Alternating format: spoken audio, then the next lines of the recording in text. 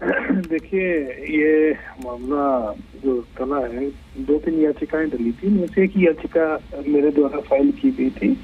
आपत्ति इसके अंदर बड़ी क्लियर है, इसमें तो बहुत ज्यादा कंफ्यूजन जैसी चीज नहीं है, बड़ा स्पष्ट सा मामला है कि 2019 के अंदर ये पोस्ट एडवर्टाइज की थी हरियाणा स्टाफ सिलेक्शन कमीशन ने। इससे पहले 2015 में भी ये पोस्ट एडवर्टाइज की थी हरियाणा स्टाफ सिलेक्शन कमीशन ने। हालांकि ग्रुप बी की जो भर्तियां हैं वो हरियाणा पब्लिक सर्विस कमीशन का विषय है, लेकिन वर्तमान सरकार ने इसको हरियाणा स्टाफ सिलेक्शन कमीशन के सुपुर्द कर दिया था। अब भर्ती प्रक्रिया स्टैंड स्टिल पड़ी रही 2019 से 2022 तक। इन्होंने कोई भी रिटर्न कंडक्ट नहीं किया। 2019 के अंदर इन्होंने क्राइटेरिया बना दिया था 11/6/2019 को कि भी हम जो है ऑब्जेक्टिव क्वेश्चन देंगे और 100 मार्क्स का जो है 100 मल्टीपल चॉइस क्वेश्चन होंगे उसके अंदर, और उसकी कैटेगराइज कर दिया था कि कैसे कैसे इसे लिया जाएगा। तो बच्चे जितने भी थे वो तैयारी करते रहे 2019 की इंस्ट्रक्शन के अनुसार। 2022 में मार्च में जाके इनको याद आया कि इसको तो HPSC को शायद सुपुर्द कर देना चाहिए, तो बिना ये पब्लिक को बताया कि हम इसको वापस ले रहे हैं, मार्च 2022 में इन्होंने अपनी भर्ती को वापस ले लिया प्रक्रिया। उसके बाद में जो है इन्होंने नवंबर 2022 में ये भर्ती निकाली हरियाणा पब्लिक सर्विस कमीशन के द्वारा इस बारी, और उसमें इन्होंने नवंबर में निकाल करके 13 दिसंबर 2022 को क्राइटेरिया पब्लिक किया था जनरल पब्लिक के लिए, जिसमें उन्होंने कहा कि 150 ऑब्जेक्टिव टाइप क्वेश्चन के तहत जो है हम जो है इस टेस्ट को लेने वाले हैं। तब तक भी बच्चों के लिए किसी की दिक्कत नहीं थी, क्योंकि आप ऑब्जेक्टिव टाइप की तैयारी कर रहे हैं 4 साल से, तो कोई लंबी चौड़ी समस्या उसमें नहीं है। लेकिन इस क्राइटेरिया को उसके बाद में इन्होंने 16 मार्च 2023 को फिर वापस ले लिया।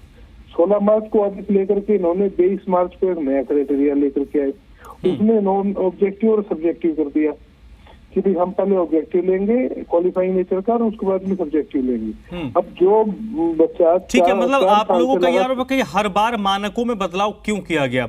रविंद्र जी आप मेरे साथ बने रहेगा, और श्वेता ढुल भी हमारे साथ इस वक्त जुड़ गई हैं, सामाजिक कार्यकर्ता हैं।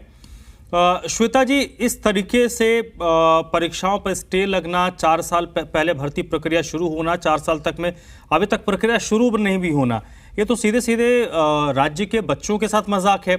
इसमें कई इतने सब साल लगेंगे तो कई बच्चे ओवर एज भी हो जाएंगे। जी, ये जानबूझकर ही तो किया जा रहा है ताकि इन्हें परीक्षा न लेनी पड़े। ये बार बार परीक्षा के पैटर्न में बदलाव इसी चीज को इंडिकेट करता है कि ये खुद से परीक्षा नहीं लेना चाहते हैं।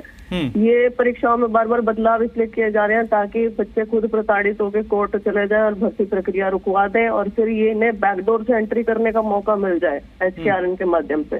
पीछे TGT की और PGT की, PGT तो post graduate teacher group B की पोस्ट होती है जिसको रेगुलर भर्ती किया जाना चाहिए, लेकिन इन्होंने PGT के पीछे भर्ती की है। HKRN के माध्यम से बैकडोर लगा दिए टीचर। हमें नहीं पता इन्होंने किनको लगाया है, जिनको लगाया उनके नाम दे दिए। पूछते रहे योग्यताएं तो बता दो इनकी, योग्यता के नाम पे झुंझुना, कुछ भी नहीं बताया गया। बस ये बताया कि इन आय के आधार पे हमने लगाए हैं, तो ये इन्होंने इसके साथ करना है, इस लिस्ट के साथ इसको बढ़ाया जा रहा है, मुश्किल किए जा रहे हैं। इतनी मल्टी स्टेप ये प्रोसेस जानबूझ के बना दी। IAS के पेपर से मुश्किल हो चुका है इस टाइम पे PGT का पेपर। ऑन रिकॉर्ड मैं बोल रही हूँ, क्योंकि पहले बच्चे STET पास करके आते हैं, ऑलरेडी स्क्रीन्ड बच्चों को ये स्क्रीन करेंगे। अरे कितनी बार स्क्रीन करोगे? क्यों स्टेट एक्सचेकर का पैसा खराब कर रहे हो? क्यों बार बार प्रक्रिया बदल रहे हो? बार इसको उलझाए जा रहे हो। इसीलिए तो उलझा रहे हो कि किसी स्टेज पे तो आके मानसिक प्रताड़ित होके बच्चे केस फाइल कर दे तुम्हारे खिलाफ, स्टे लग जाए।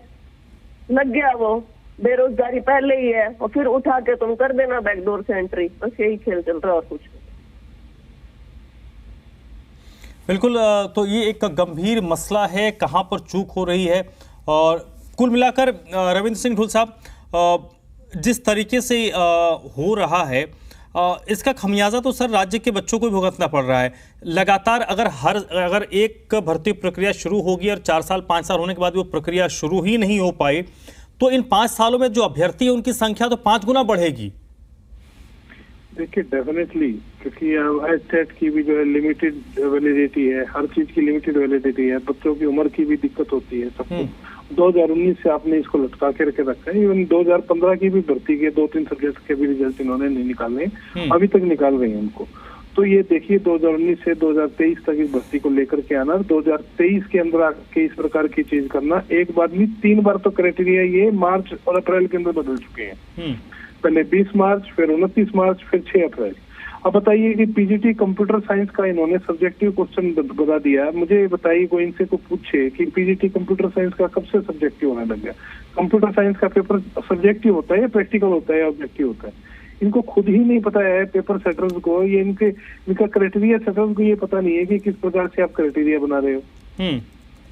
तो ये बताइए ढोल साहब, ये बताइए, चलिए आप क्योंकि आप सियासी भी हैं, शख्सियत भी हैं, इसमें सरकार के स्तर से होता है या बाबू लोग अपने स्तर पे ये गोलमाल कर जाते हैं? देखिए, इस मामले में मैं बिल्कुल नहीं मानता कि बाबू अपने स्तर पे करके गए हैं। कारण ये है कि पीजीटी का जो क्राइटेरिया ये लेकर के आए हैं during the process of recruitment. इस क्राइटेरिया को मुख्यमंत्री बाकायदा विधानसभा के अंदर भी मेरी जानकारी के अनुसार, अगर मैं गलत नहीं हूँ तो वहाँ पर भी डिफेंड कर चुके कि हम तो इसको करेंगे।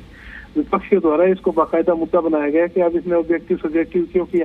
भाई तुमको करना है, किसी को मना नहीं है। देखिए, एजुकेशन का स्टैंडर्ड बढ़ाने से किसी को कोई दिक्कत नहीं है, ना टीचर्स का स्टैंडर्ड बढ़ाने से किसी को दिक्कत है, ना स्टूडेंट्स का, कैंडिडेट्स का। लेकिन ये करिए फ्यूचर में, यानी कि बच्चों को पढ़ाई का तैयारी का उनको समय दीजिए। ये थोड़ी ना कि प्रक्रिया आपने स्टार्ट कर दी है, बीच में उसको 4-4 बार बदल रहे हैं। ठीक है, ये कोई तरीका थोड़ी ना होता है। आप बच्चे कैसे पास करेंगे, कहाँ से गाइड लेंगे, कैसे स्टार्ट करेंगे? इनको कुछ कई सारे लूपहोल्स हैं और इन लूपहोल्स को कोर्ट ने देखा होगा, उसके बाद ही स्टे लगाया गया है। हम कोशिश कर रहे थे कि सरकार के पक्ष स्तर से भी कोई पक्ष अगर इस मामले पर आ जाता तो बेहतर होता। बहुत बहुत शुक्रिया आपका रविंद्र सिंह ढुल साहब। श्वेता जी, आपका भी बहुत बहुत शुक्रिया। विजय राणा मेरे साथ चंडीगढ़ से जुड़े हुए। विजय, देखिए सबकी अपनी अपनी प्रतिक्रियाएं हैं, लेकिन हमारा जो कंसर्न है मूल रूप से उन अभ्यर्थियों के लिए है जो बहुत निचले बैकग्राउंड से आते हैं। इस तरीके की जो नौकरी करने वाले जो बच्चे होते हैं, या तो मध्यम क्लास के होते हैं या निम्न क्लास के होते हैं, परिवार कर्ज लिया हुआ होता है, किसी से मांग कर बच्चे पढ़ाई करते हैं। उसके बाद अगर इस तरीके से भर्ती प्रक्रियाएं कोर्ट कचहरी के चक्कर लगाती रहेंगी, 4 साल 5 साल बाद एक कदम आगे नहीं बढ़ेंगे, तो उन बच्चों का क्या होगा? वो बच्चे क्या करेंगे? देखिए, बच्चों के लिए तो एक बड़ा झटका है, क्योंकि जब कोई भर्ती निकलती है तो बच्चों में काफ़ी खुशी होती है कि चलो वो मेहनत कर रहे हैं, सरकार की ओर से एक भर्ती निकाली गई है, वो और मेहनत करेंगे और उन्हें भी नौकरी करने का अवसर मिलेगा, पारिवारिक जो दशा है वो सुधारने का मौका मिलेगा। कहीं ना कहीं बच्चे भी संघर्ष करते हैं इस मामले में, लगातार वो पढ़ाई करते हैं और उस पढ़ाई जो उनका संघर्ष होता है कहीं ना कहीं वो फीका पड़ जाता है। उन्हें भी इस बात का दुख होता है, बच्चों का दिल टूट जाता है कि इतनी मेहनत का फ़ायदा क्या हुआ, जब इतनी मेहनत करने के बाद फिर एक मामला हाई कोर्ट में चला गया और वहाँ से हाई कोर्ट ने रोक लगा दी। और इसका जो सीधा सीधा जो आरोप है वो सरकार के ऊपर ही लगता है, क्योंकि सरकार जो है वो चाहे तो पारदर्शी तरीके से, सही तरीके से भर्ती भी हो सकती है। और इस तरीके से जो मामला है, जिस तरह की बातें सामने आ रही हैं कि सरकार ने पहले ऑब्जेक्टिव क्वेश्चन थे उनकी वो पैटर्न में डाले गए थे कि ऑब्जेक्टिव क्वेश्चंस के द्वारा जो परीक्षा है वो ली जाएगी, लेकिन बाद में सब्जेक्टिव कर दिया गया। और जैसा कि अभी भी बताया प्रवक्ता ने, कांग्रेस के प्रवक्ता ने, कि कंप्यूटर साइंस का जो विषय था उसे सब्जेक्टिव कर दिया गया। तो इस तरह की जो लापरवाही है, ये कोई ऐसी बातें नहीं हैं जिन्हें समझना बहुत मुश्किल हो।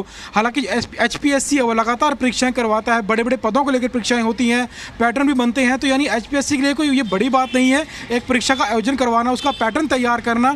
तो जिस तरह 2022 में ऑब्जेक्टिव प्रश्नों का पैटर्न तैयार किया गया था, लेकिन अब उसे एकदम से सब्जेक्टिव कर दिया गया, तो जो तैयारी बच्चों ने इतने सालों में की थी, जिन्होंने साल 2019 में फार्म भरे थे, तो इतने साल की जो तैयारी है वो एक दिन में ही बच्चों की खराब हो गई।